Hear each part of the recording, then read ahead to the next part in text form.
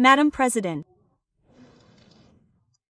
Mr. Chancellor, ladies and gentlemen, the citizens are growing impatient, Mr. Mars.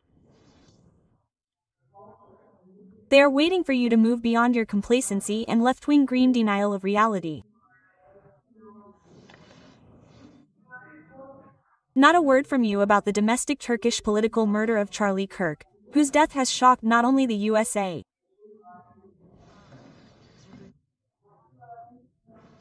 He was a conservative, a devout Christian, a courageous defender of the values that your party once stood for.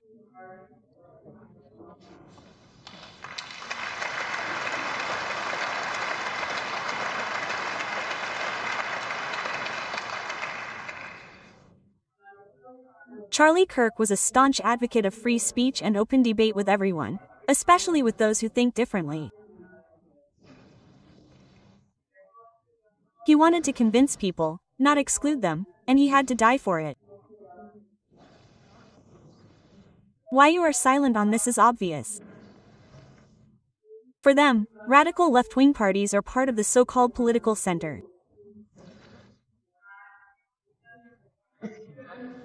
Parties like the Greens and the Left Party, whose party youth, right up to the leadership, cynically condemn, justify or even approve of the murder of a conservative Christian.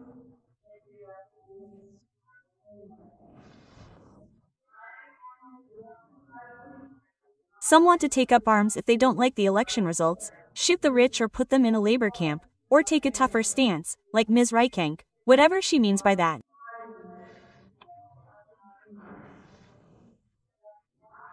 Mr. Van, left-wing crimes serve the common good. Right. The left-wing terrorist Antifa provides the militant foot soldiers. When skulls and joints, families and lives are smashed, Ms. Goring-Eckert pays her respects to the perpetrators. What left-wing activists?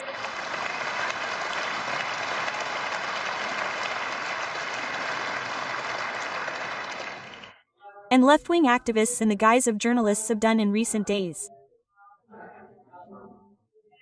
Only encourages us to abolish compulsory funding of the GEZ.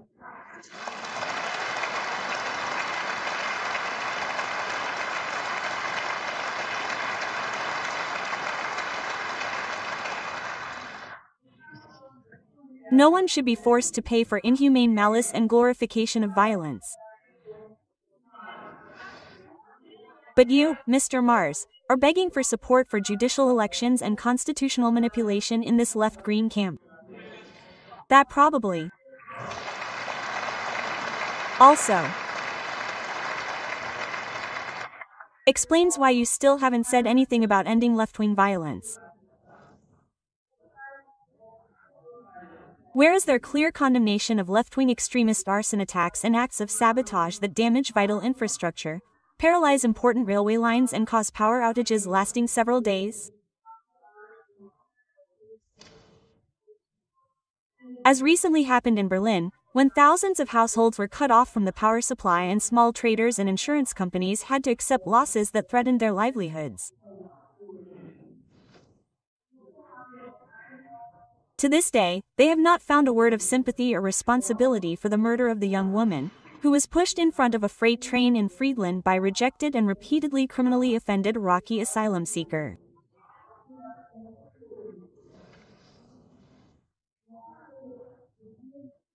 Diana stands for the far too many people who have lost their lives since the fatal "We can do it" slogan of her party colleague Angela Merkel as victims of the lawless, illegal, and reckless policies, the open borders and the mass migration. They were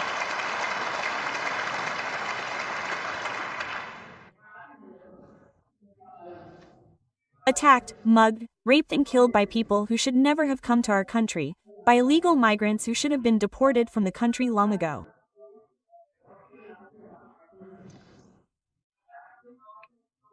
More than 7,000 women have been victims of sexual assault by migrants since 2015. The statistics still show 2 cases of rape every day. This particularly heinous crime has only become a real epidemic in the last 10 years.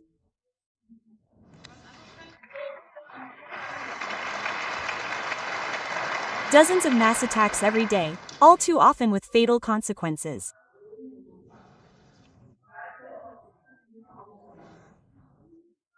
Women who no longer dare to go out on the streets or on public transport at night.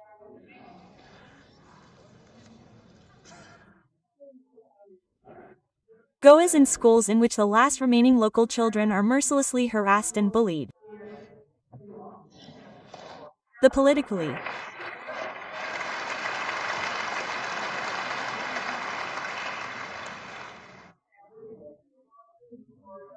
desired loss of control simply continues, and with it the policy of whitewashing and denial, of looking away and turning a blind eye.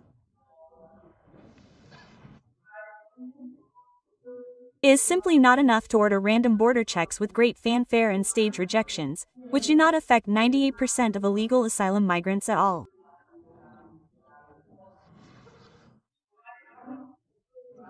Nor is it enough to slightly restrict family reunification for a short time, which is still the route through which a major city immigrates every year. True.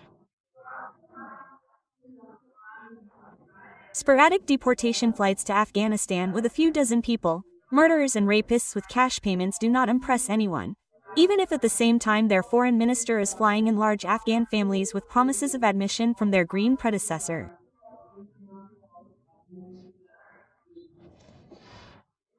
They cannot fool the citizens in the long term with token measures and symbolic politics. They are noticing that nothing is changing in the desolate situation.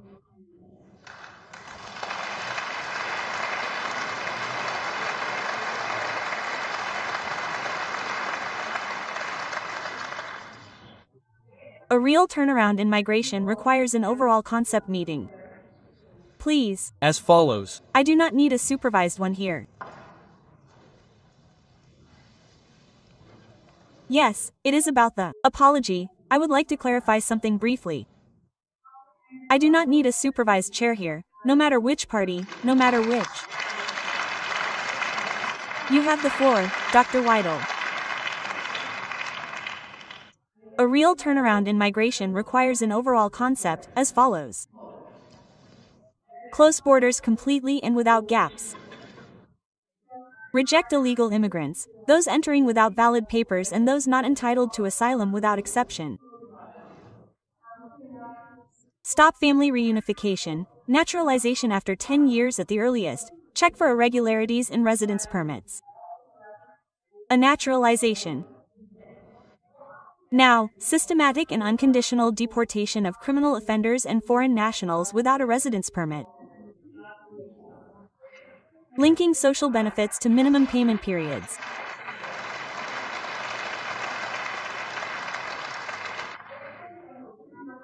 Linking social benefits to minimum payment periods, because no one is entitled to social benefits if they have never paid into our social systems.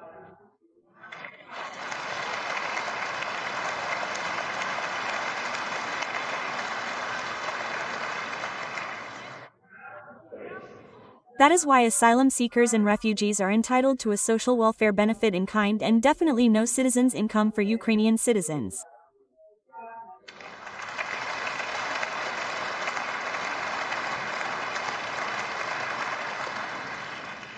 The failure to implement a migration turnaround is not the only election promise you have broken, Mr. Mers. You have broken every election promise. A return to nuclear power was promised before the election, but cancelled afterwards. Abolition of the heating law was promised before the election, but cancelled afterwards. Abolition of the internal combustion engine ban was promised before the election, but cancelled afterwards. 551 questions, no answers. Instead, even more money was spent on the left-wing lobbying. A debt break was promised before the election, but was undermined by a financial coup immediately after the election with the left-wing majorities of an old Bundestag, and instead record levels of debt were incurred. Electricity tax cut promised before the election, cancelled afterwards. Citizens' income reform, even higher spending planned instead of savings. The autumn of reform will be the autumn of empty words, and it will lead to a winter of even higher spending. Tax relief.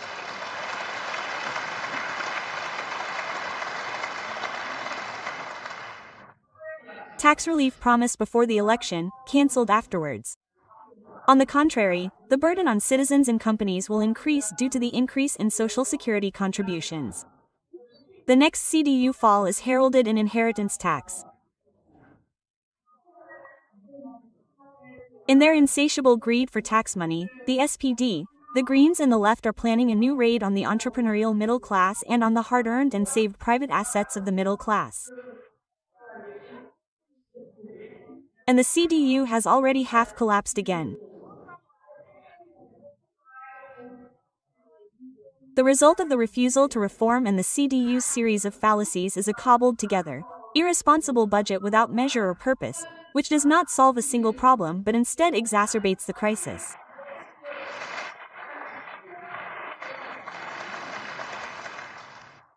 The result? Even bigger holes, even more debt to plug. It is only a matter of time before this crazy merry-go-round throws them off. Instead of cutting unnecessary expenditure, you are driving it up even further. For the fiction of climate protection and the failed energy transition, you are simply continuing to pursue green energy policy to water left-wing non-governmental organizations for absurd development aid projects, subsidies, migration costs, for excessive payments to the EU, to international organizations and all over the world. You are simply continuing with the green ship of fools.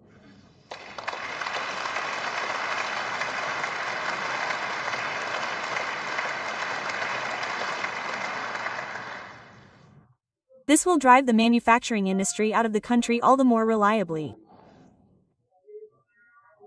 No amount of cars or a steel summit in the Chancellery will help. The big manufacturers will take the subsidies and the jobs with them, and then they will close the door behind Germany.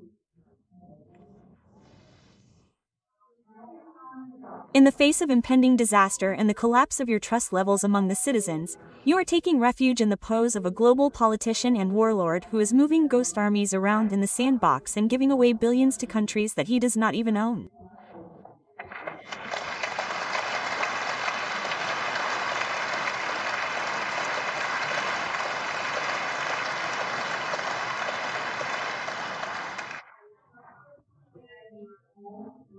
With French President Macron, who is even deeper in the swamp of national debt, and British Prime Minister Starr, who his own people no longer want, they have found suitable like-minded people.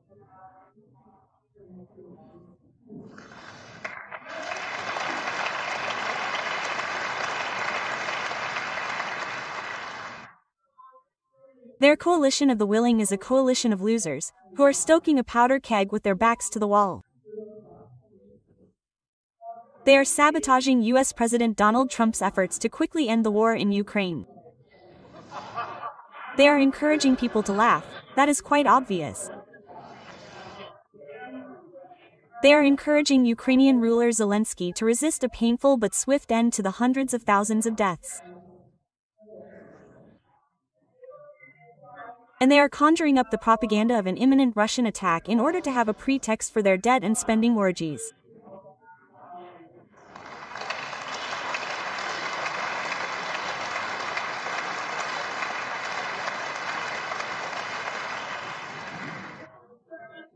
With this warmongering, you risk the escalation of the war in Ukraine into an uncontrollable world war that could destroy our country.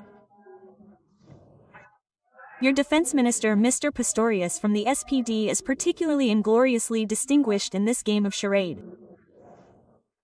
Instead of making the Bundeswehr operational again, he is acting as Minister of War and linking the debate on compulsory military service with the image of Russia as the enemy. Mr. Pistorius.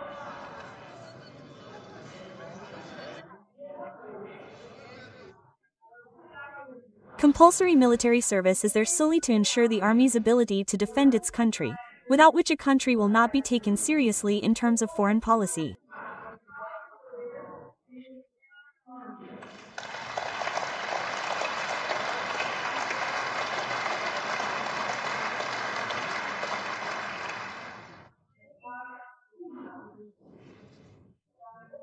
It must never happen that our young men and sons die in a war in Ukraine that was easily unleashed. Never.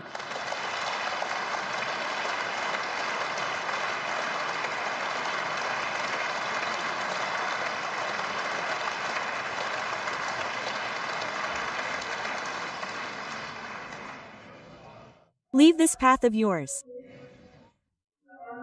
Our country must concentrate its remaining economic and financial resources on getting back on its feet. The prerequisite for this is a solid and realistic draft budget. Our alternative draft budget, which includes around 1,000 motions, shows that this is possible and can also be financed in a serious way. We propose significant savings in the Climate and Transformation Fund, in citizens' income, in development aid, in EU payments, in arms deliveries, and in numerous unnecessary government expenditures. And it would have been your job to put a stop to the waste of taxpayers' money and to provide lasting and effective relief to the working population and German companies.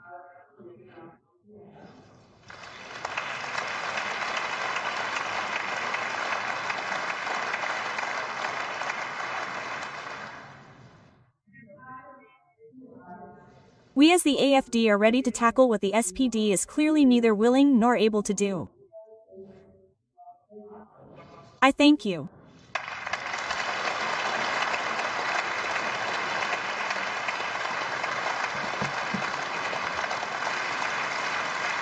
I